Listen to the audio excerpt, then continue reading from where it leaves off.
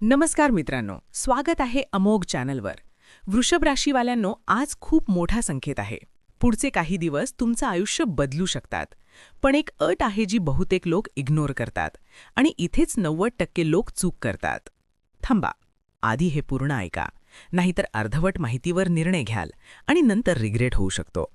मे 2026 मध्ये जबरदस्त ग्रहबदल होत आहेत. 11 मे मंगळ, 14 मे शुक्र, 15 मे सूर्य आणि बुध, 4 ग्रह एका आठवड्यात बदलत आहेत. हा साधा योग नाही, हा तुमचा डिरेक्शन बदलणारा योग आहे. पण हा फायदा सगळ्यांना मिळत नाही. का? कारण लोक टायमिंग समजत नाहीत आणि घाईत निर्णय घेतात. तुम्हाला वाटेल सगळं नॉर्मल आहे, पण आतून मोठा बदल सुरू आहे. तुम्ही नोटीस केला नसेल अजून, पण एनर्जी बदलायला लागली आहे. मूड बदलतोय अचानक, फोकस कधी येतो कधी जातो. हे रॅन्डम नाहीये, हा सिग्नल आहे. आणि जो सिग्नल ओळखतो तोच जिंकतो. बाकी लोक कन्फ्यूज होतात आणि चुकीचा डिसिजन घेतात. तुमच्यासाठी अजून एक मोठी गोष्ट आहे जी पुढे सांगणार आहे. पण आधी एक गोष्ट लक्षात ठेवा, हा काळ तुम्हाला तोडण्यासाठी नाही, हा काळ तुम्हाला अपग्रेड करण्यासाठी आहे. आता हेल्थबद्दल बोलूया, कारण वृषभ राशीवाल्यांसाठी इथेच पहिला मोठा संकेत मिळतो जो बहुतेक लोक इग्नोर करतात आणि नंतर चूक करतात.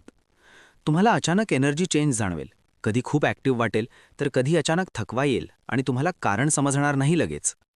थांबा, कारण इथेच लोक मोठी चूक करतात. ते या बदलाला साधा थकवा समजतात आणि त्यामागचं खरं कारण समजून घेत नाहीत. खरं कारण म्हणजे तुमचं माइंड आणि बॉडी नवीन फ्रिक्वेन्सीला शिफ्ट होत आहे आणि हा बदल अचानक वाटतो, पण तो आधीपासून तयार असतो. विशेषतः 15 मे आधी तुमचं माइंड अनस्टेबल राहू शकतं आणि फोकस मेंटेन करणं कठीण होईल, ज्यामुळे कामात चुका वाढू शकतात. अचानक तुम्ही काम सुरू कराल, पण मध्येच डिस्ट्रॅक्शन येईल आणि तुमचं लक्ष दुसरीकडे जाईल, ज्यामुळे प्रोडक्टिव्हिटी कमी होईल आणि फ्रस्ट्रेशन वाढेल काही वेळा. आणि इथेच दुसरा ट्रॅप सुरू होतो, कारण तुम्हाला वाटतं की तुमच्यात प्रॉब्लेम आहे, पण खरं तर हा ट्रान्झिशन फेज आहे.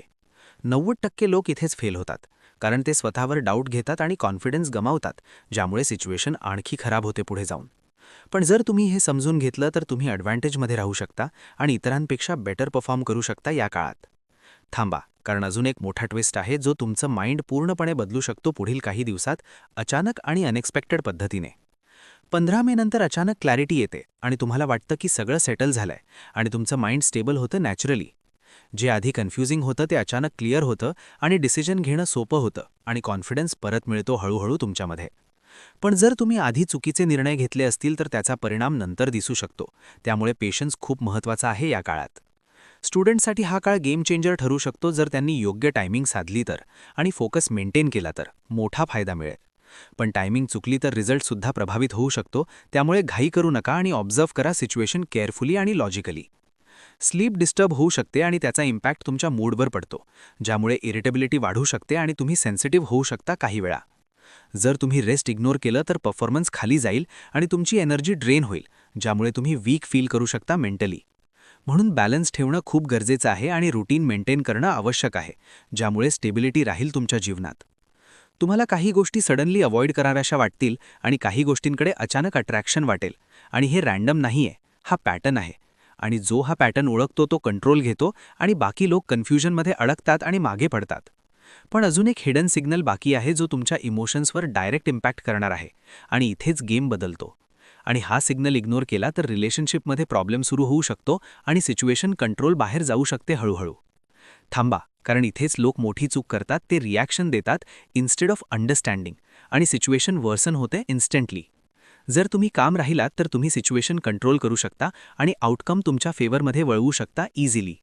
पण जर तुम्ही इगोमध्ये डिसिशन घेतला तर नुकसान होऊ शकतं आणि रिलेशनशिप प्रभावित होऊ शकतो परमनंटली काही वेळा. म्हणून पुढचा भाग खूप सेन्सिटिव्ह आहे आणि इथेच तुमची खरी परीक्षा होणार आहे इमोशनल लेवलवर पुढील काळात. जर तुम्ही हा भाग समजून घेतला तर तुम्ही मोठं नुकसान टाळू शकता आणि सिच्युएशन हँडल करू शकता स्मार्टली पुढे. पण जर इग्नोर केलं तर नंतर रिग्रेट होऊ शकतो आणि सिच्युएशन रिव्हर्स करणं कठीण होईल तुम्हाला पुढे जाऊन. म्हणून फुल फोकस ठेवा आणि पुढचा भाग स्किप करू नका, कारण इथेच रिअल रिव्हील होणार आहे तुमच्यासाठी पुढे. आता आपण जाणून घेणार आहोत लव्ह लाईफमध्ये काय बदल होणार आहेत आणि कोणत्या चुका अव्हॉइड करायच्या आहेत, कारण इथेच तुमच्या इमोशन्सवर कंट्रोल ठेवणं सर्वात जास्त महत्त्वाचं ठरणार आहे या काळात पुढे. आणि जो कंट्रोल ठेवतो तोच सिच्युएशन जिंकतो आणि बाकी लोक इमोशनल होऊन निर्णय घेतात आणि नुकसान करतात. म्हणून तयार रहा, कारण पुढचा भाग तुम्हाला तुमच्याच रिॲक्शनबद्दल नवं पर्स्पेक्टिव्ह देणार आहे पुढील काळात.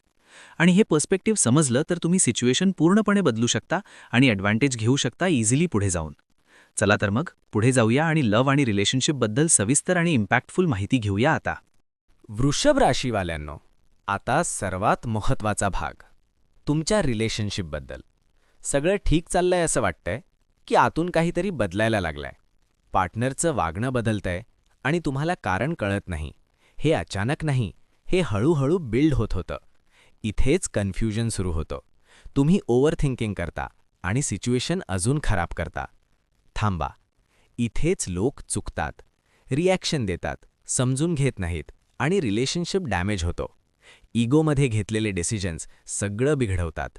एक शब्द, हो, फक्त एक शब्द, एक रिॲक्शन आणि नातं बदलू शकतं. पण अजून एक ट्रूथ आहे, जो खूप लोकांना कधीच समजत नाही. कधी प्रॉब्लेम तुमच्यात नसते. सिच्युएशन प्रेशर क्रिएट करते, रिॲक्शन बदलतो, मिसअंडरस्टँडिंग तयार होते. जर तुम्ही काम राहिलात, खरंच काम राहिलात, तर सगळं बदलू शकतं. कम्युनिकेशन इम्प्रूव्ह होऊ शकतं. 15 मे नंतर क्लॅरिटी येते, पण तोपर्यंत पेशन्स लागतो. वीक रिलेशनशिप टेस्ट होईल, स्ट्रॉंग रिलेशनशिप मजबूत होईल. चॉईस तुमच्या हातात आहे. रिॲक्शन की अंडरस्टँडिंग, तुम्ही काय निवडता? आता सर्वात महत्त्वाचा भाग, तुमच्या करिअर आणि पैशांबद्दल. कारण इथेच तुमचं फ्युचर ठरतं आणि इथेच सगळ्यात मोठी अपॉर्च्युनिटी आहे. पण एक हिडन रिस्कसुद्धा आहे, जो बहुतेक लोकांना दिसत नाही. राहू तुमच्या करिअरमध्ये आहे. तो तुम्हाला स्मार्ट बनवतो. तुम्ही वेगळ्या पद्धतीने विचार करता, शॉर्टकट शोधता, फास्ट रिझल्ट हवा असतो. पण थांबा, चुकीचा शॉर्टकट नुकसान करतो आणि हे नुकसान लगेच दिसत नाही, हळूहळू दिसतं. शनी तुम्हाला बघतोय, तो डिसिप्लिन मागतोय. जर डिसिप्लिन ठेवलात तर रिवॉर्ड मिळेल, नसल्यास डिले होईल, फ्रस्ट्रेशन येईल. पण हार मानू नका, हा टेस्ट आहे तुमच्या कन्सिस्टन्सीचा.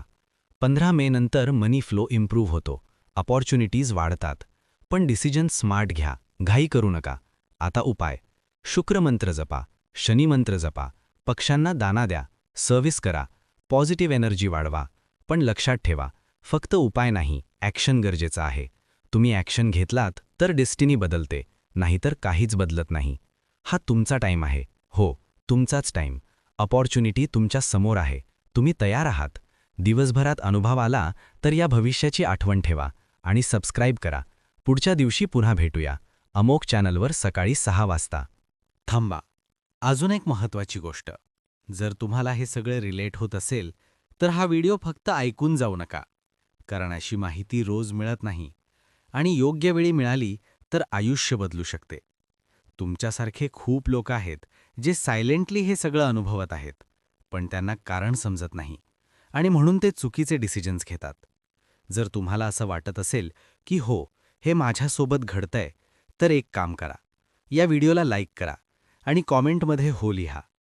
मला कळेल की तुम्ही कनेक्ट झाला आहात आणि मग मी तुमच्यासाठी अजून पॉवरफुल व्हिडिओ बनवेन, तुमच्यासाठी स्पेसिफिक उपाय घेऊन येईन. पण त्यासाठी तुम्ही कनेक्ट राहणं गरजेचं आहे. म्हणून चॅनल सबस्क्राईब करा, बेल आयकन चालू करा. कारण पुढचा व्हिडिओ कदाचित तुमच्यासाठी आणखी इम्पॉर्टंट असू शकतो. आणि शेवटी एकच गोष्ट लक्षात ठेवा, हा काळ तुम्हाला थांबवण्यासाठी नाही, हा काळ तुम्हाला पुढे नेण्यासाठी आहे. फक्त तुम्ही तयार असायला हवं.